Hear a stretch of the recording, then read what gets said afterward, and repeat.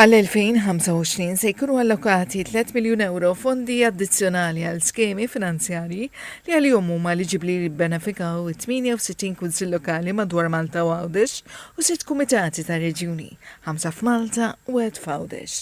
Dawn il-fondi li din is-sena żdiedu b'9 miljun euro mill-2024 huma addizzjonali mill-budget allokat għal kunsilli lokali mill-Gvern ċentrali.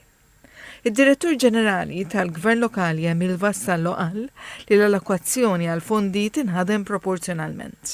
Qal li fl-2024 kienu allokati 2.5 miljun euro fondi li ntefqu fi skemi kulturali u soċjali għal proġetti ambjentali ta' tindif u manutenzjoni kif ukoll proġetti infrastrutturali. Skemi huma flessibbli ħafna fejn il-kunsilli jistgħu jonfqu dawn il-fondi addizzjonali japplikaw għalihom l-ewwel u mbagħad jużaw il-fondi addizzjonali għal dak li jkun hemm bżonn fil-lokalità tagħhom. Bħala proġetti speċifiċi semma dik ta' Short Play Festival li jsir f'Bormla, fejn flejla partikolari jkunu preżentati għadd ta' drammi usra lil pubbliku. Għall-uħud mill-kunsilli lokali benefikaw minn fondi biex jipprovdu trasport lill anzjan u lill-vulnerabbli biex jagħmlu l-qadi tagħhom.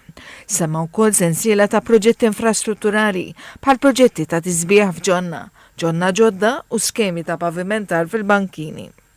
Is-Segretarju Parlamentari għall-Gvern Lokali Alison Zarafa Civelli qalet li l-fondi jagħmlu differenzi sostanzjali fl-operat u fil-kwalità tal-kunsilli lokali u ħeġġet li l-kunsilli lokali u l-kunsilli reġjonali biex jissottomettu l-applikazzjonijiet tagħhom.